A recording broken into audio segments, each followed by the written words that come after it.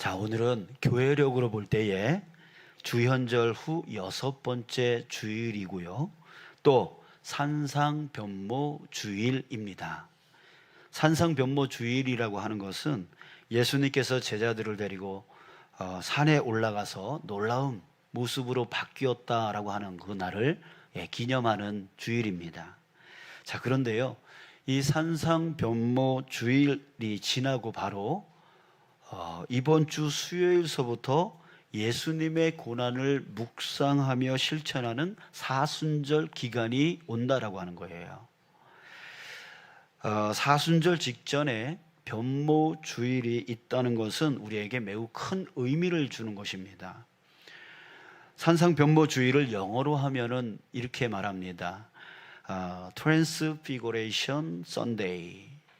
자, 이렇게 말하고 있는데요. 자, 그런데 이상한 게 있습니다. 미국에서는 변화라고 하는 말을 쓸 때에 트랜스피거레이션이 아니라 트랜스포메이션이라고 하는 말을 흔히 쓴다고 해요. 자, 그런데 이 산상변모주일이라고 하는 이 단어를 쓸 때는 특별히 트랜스포메이션이 아닌 트랜스피거레이션이라고 하는 이 단어를 쓰고 있다는 얘기예요. 흔히 쓰지 않는 이 단어를 굳이 여기에 쓰고 있다는 얘기죠. 자, 이유가 있습니다. 뭐냐면 트랜스포메이션보다 트랜스피거레이션이 더 철저하고 더 적극적인 변화를 의미한다는 겁니다. 변모에 해당하는 헬라어 원어를 보면 우리가 더 잘 알 수가 있는데, 변모를 헬라어로 메타포르포시스라고 합니다. 자, 이 말은 총체적인 변화를 말하는 단어예요. 그러니까 참된 변화를 얘기하는 거죠. 다시 말해서 외모의 변화만을 얘기하는 게 아니라 이 내적인 변화까지도 포함해서 변화되어지는 총체적인 변화, 바로 참된 변화를 말하는 단어가 바로 메타모르포시스라고 하는 이 헬라어 언어라고 하는 거예요. 복음서 저자들은 예수님의 영광스러운 변모를 묘사하면서 외적인 놀라운 그 변화된 모습을 기술하고 있습니다. 그러나 외적인 모습만 예수님이 변한 것을 얘기하고 있는 게 아니라 이 메타모르포시스라고 하는 이 단어를 사용해서 그가 외적인 변화뿐만이 아니라 내적인 변화까지도 이루어졌다라고 하는 것을 강조하고 있습니다. 그래서 사순절 직전에 변모 주일이 있다는 것이 우리에게 큰 의미가 있다는 거예요. 왜? 사순절이 시작되기 전에 뭐가 먼저 이루어져야 된다? 바로 우리의 총체적 변화가 일어나야 된다는 거예요. 바로 참된 변화가 먼저 일어나야 그리고 나서 예수님의 길을 우리는 쫓아갈 수 있다라고 하는 겁니다. 예수님이 참된 변화가 일어난 후에 그리고 나서 고난의 길, 그 십자가의 길로 나아가셨듯이 우리도 참된 변화가 있을 때에 예수님의 고난과 죽음에 동참하며 살아갈 수 있다는 겁니다. 자, 그러면 어떻게 우리에게 참된 변화가 일어날 수 있을까요? 마태복음 17장에 보면 예수님의 산상변모 사건 이야기가 나오는데요. 예수님께서 베드로와 야고보, 요한과 함께 산으로 올라가셨습니다. 누가복음에 보면은 기도하러 올라가셨다 이렇게 말하고 있어요. 자, 그런데 기도하던 중에 예수님께서 갑자기 변화가 일어난 겁니다. 얼굴이 해처럼 빛났고 또 옷이 빛과 같이 희어졌던 것입니다. 자, 이 같은 현상은 모세 때도 일어났어요. 모세가 시내산에서 계시를 받을 때에 그 얼굴이 너무나 빛나서 사람들이 쳐다보기도 힘들 정도라고 했습니다. 자, 여기서 예수님과 모세의 공통점이 있습니다. 공통점이 있어요. 바로 하나님 앞에서 이런 일이 일어났다라고 하는 거예요. 모세가 하나님 앞에서 계시를 받았고 또 예수님도 그때에 호련히 빛난 구름이 그들을 덮었다라고 말하고 있는데요. 여기서 빛난 구름이라고 하는 것은 하나님의 현존을 말하고 있는 거예요. 그러니까 하나님 앞에서 예수님이 그렇게 변화되어진 거예요. 자, 여러분, 참된 변화는 어디서 일어나는 겁니까? 바로 하나님 앞에서 일어납니다. 우리가 진정으로 하나님 앞에 설 때, 진실된 마음으로 하나님 앞에 설 때에 우리에게 참된 변화가 일어난다는 거예요. 여러분, 우리가 하나님 앞에 설 때가 있습니다. 언제입니까? 바로 지금, 이 시간, 이 예배입니다. 예배가 무엇이냐면 바로 하나님 앞에 서는 것이 예배입니다. 저와 여러분들은 지금 하나님 앞에 서 있는 거예요. 하나님 앞에 나와 있는 거예요. 하나님께서 우리에게 예배를 허락하신 이유가 이겁니다. 우리로 하나님 앞에 서게 하기 위함인 것이에요. 다시 말해서 하나님은 우리로 하나님 앞에 서게 하심으로 우리의 모든 것, 바로 영과 육과 마음, 그것을 완전히 새롭게 회복시켜 주시고 싶으신 거예요. 그래서 요한복음 4장 23절에서 이렇게 말씀하십니다. 아버지께 참되게 예배하는 자들은 영과 진리로 예배할 때가 오나니 곧 이때라. 아버지께서는 자기에게 이렇게 예배하는 자들을 찾으시느니라. 하나님은 어떤 자를 찾으십니까? 능력 있는 자, 지식 있는 자, 똑똑한 자, 물질을 많이 갖고 있는 자, 그런 자를 찾으십니까? 아니에요. 주님께서 찾으시는 자는 어떤 자라고 말하냐면 영과 진리로 예배하는 자라고 말하고 있어요. 주님 앞에 진실되게 설 수 있는 자, 진실된 마음으로 찬양하고 진실된 마음으로 기도하고 진실된 마음으로 말씀을 듣는 그런 영과 진리의 예배자를 하나님이 찾으시는 거예요. 그때에 어떤 일이 일어납니까? 이전 것은 지나갔으니 보라 새 것이 되었도다 라고 하는 새로운 피조물로서의 변화가 일어나게 되어지는 거예요.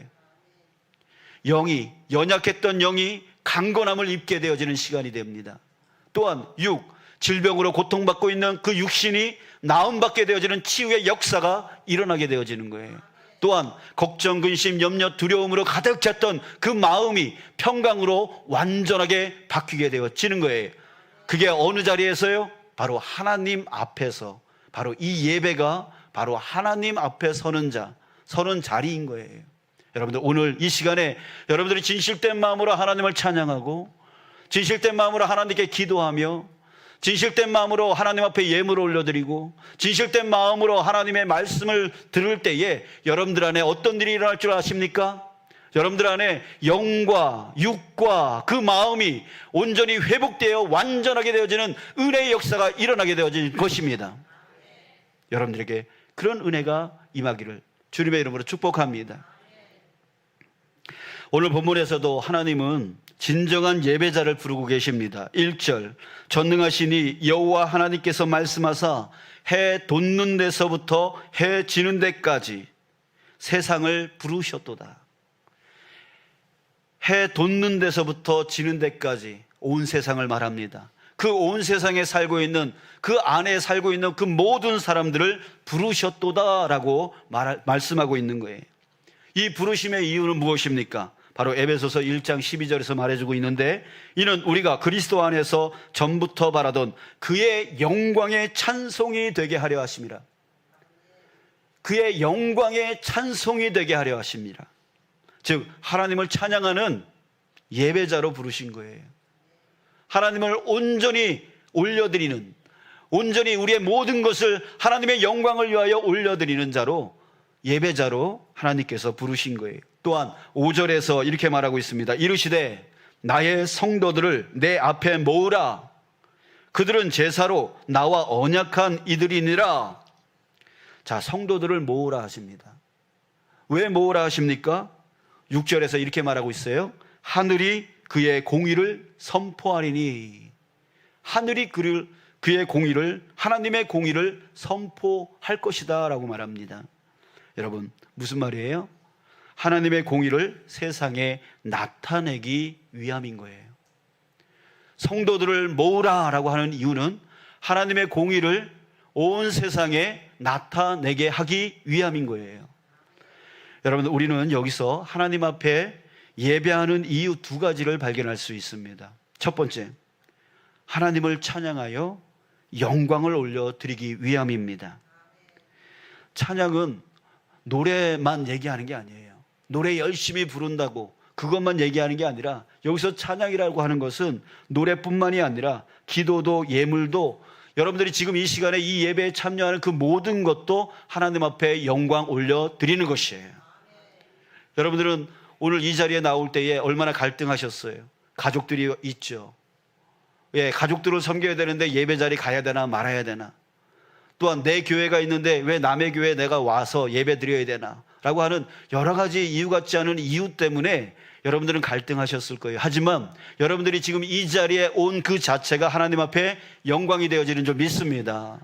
또한 여러분들이 기도하고 여러분들이 찬양하고 여러분들이 온전히 예물 올려드리는 그 모든 것이 하나님 앞에 영광 되어지는 줄 믿습니다. 아멘. 그러기 위해서 예배자를 부르시는 거예요. 또 두 번째는 무엇입니까?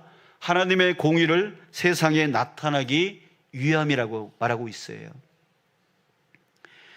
바로 하나님의 공의, 하나님이 어떤 분이신지를 세상 가운데 실천하게 하기 위하여 우리를 먼저 불러 모으셨다라고 하는 거예요.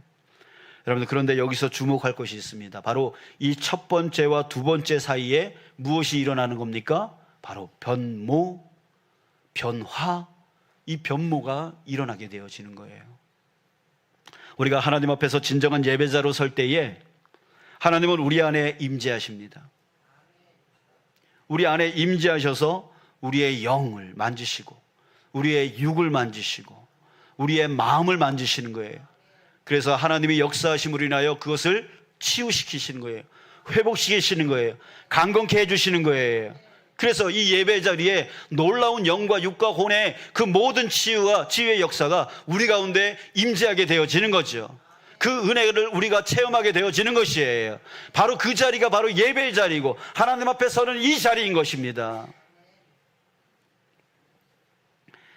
자, 그렇게 해서 그런 온전한 변모가 일어나게 해서 우리가 은혜 받을 뿐만 아니라 더 나아가 거기서 머무르는 것이 아니라 세상에 나아가서 하나님의 공의를 나타내는 삶을 살게 하시는 거예요.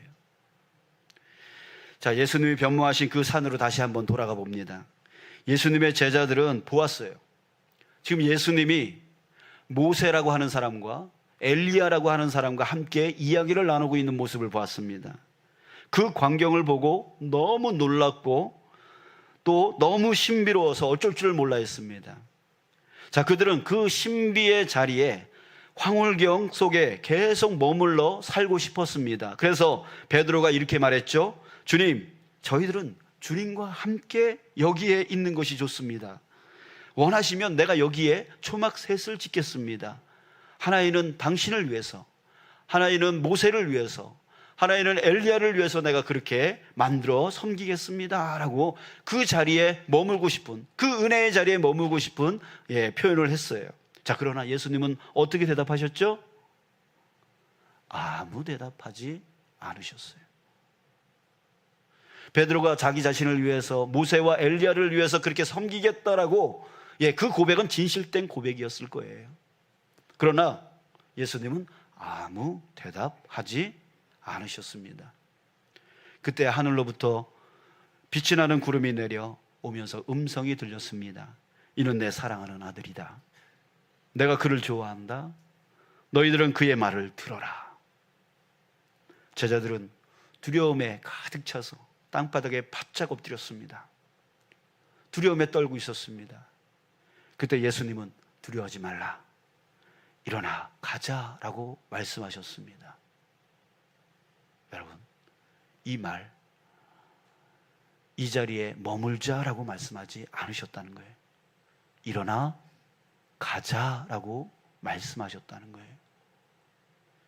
그리고 그 산에서 내려오셨습니다. 예수님은 신비한 체험을 한 그 산 위에 계속 머물러 살자는 그 제자들의 요청을 거부하셨던 겁니다. 오히려 그 산으로부터 속히 내려오셨습니다. 그리고 예수님은 무엇을 하셨습니까? 본문 이후의 내용을 보면 산에서 내려오자마자 또다시 귀신 들린 자들, 그 병든 자들에게 나아가서 그들을 치유해주고 고쳐주고 그 천국의 복음을 증거하는 자기에게 맡겨진 그 사명을 감당하여 나아가셨던 거예요. 여러분, 이것이 무엇을 의미합니까? 바로 진정한 예배자의 본질을 보여주고 있는 거예요. 진정한 예배자의 본질. 우리는 하나님 앞에서 예배할 때 영과 육과 마음이 새로워지는 은혜를 체험합니다. 그러나 이는 그 은혜에 머물러 있으라고 은혜를 부어주시는 게 아니에요. 그 은혜 받은 자는 반드시 세상에 나가 하나님의 공의를 나타내는 삶을 살라고 하는 겁니다. 사랑하는 여러분, 여러분들은 은혜를 사모하시기 바랍니다. 예배에 오는 이유는 바로 은혜를 사모하기 때문입니다. 오늘 이 예배 가운데 주님은 내게 역사하여 주셔서 내 영을 강건케 해주시고 내 마음의 모든 걱정과 두려움을 다 떠나가게 해주시고 또한 내 육신의 이 아픔의 고통 가운데서 나를 건져내어 주실 것에 대해서 여러분들 소망하시길 바랍니다. 그 은혜를 사모하시기 바랍니다. 그러나 그 은혜에 머물러 있으려고 해서는 안 되는 거예요.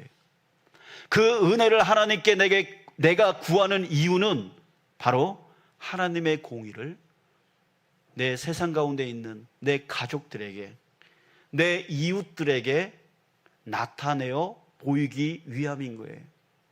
그래서 우리는 구해야 됩니다. 하나님, 내 가족에게, 내 이웃에게 하나님의 공의, 하나님의 사랑을 실천하기 위하여 오늘 나에게 먼저 이 은혜를 부어 주시옵소서. 그 기대하는 마음, 그 소망하는 마음이 이 예배의 자리, 하나님 앞에 선 예배의 자리 가운데 저와 여러분들 가운데 있어야 된다는 얘기죠. 기독교 윤리실천운동, 짧게 말하면 기윤실이라고 하는데요, 기윤실이 2023년도 2월 16일에 한국교회의 사회적 신뢰도 조사 결과를 발표한 자료를 보면 코로나19를 거치면서 10% 가까이 사회적 신뢰도가, 우리 기독교인의 사회적 신뢰도가 감소한 것으로 나타났습니다. 기윤실이 전국 19세 이상 성인 1000명을 대상으로 조사한 사회적 신뢰도 결과에 따르면 한국교회를 신뢰한다라고 하는 응답은 21%, 신뢰하지 않는다라고 하는 응답은 74%로 집계됐다고 합니다. 불신한다는 응답은 기윤실이 2008년도부터 총 7차례에 걸쳐서 시행해온 조사 중 가장 높은 수치라고 해요. 이번 조사에서 목회자와 또한 교회 다니는 사람들에 대한 신뢰도 역시 10명 중 2명만이 믿음이 간다라고 말했다고 해요. 사상 최저치인 거예요. 시대가 지나면 지날수록 더 이것이 심해진다는 얘기죠. 여러분, 오늘 산상변모주의를 맞이한 이 시간에 여러분, 다른 누구를 탓하기보다 우리 자신을 돌아보기를 바랍니다. 우리는 예배를 하나님 앞에 서는 게 아니라 그저 형식적으로 1시간 참여하는 그런 시간이 되고 있지는 않나. 내 온 마음으로, 내 온 뜻으로, 내 온 몸으로 하나님 앞에 나를 드리고 나의 입술과 나의 그 전부를 주님 앞에 올려드리고 있나. 또 은혜를 바라면서도 자기 만족을 위한 것만 바라고 세상에 하나님의 공의를 나타내기 위한 삶은 잊어버리고 있지는 않나. 여러분, 우리 자신을 돌아보기를 간절히 소망합니다. 사랑하는 성도 여러분, 우리 안에 변모가 일어나기를 주님의 이름으로 축복합니다. 아멘. 그냥 겉만 크리스찬인, 겉만 그리스도인인 그런 자가 아니라 우리 내면까지도 완전히 변화되어지는 변모, 그 변모가 저와 여러분들에게 있기를 간절히 소망하는 것입니다. 참된 변화가 일어나야 되는 것이에요. 그래서 하나님께 진실된 영광을 올려드리고 또 우리들의 가족에게로 돌아가서 또한 저 세상에게로 돌아가서 하나님의 공의, 하나님의 사랑, 하나님의 정의, 하나님의 뜻을 나타내는 그 삶을 살아가는 저와 여러분들 되어지기를 주님의 이름으로 축복합니다.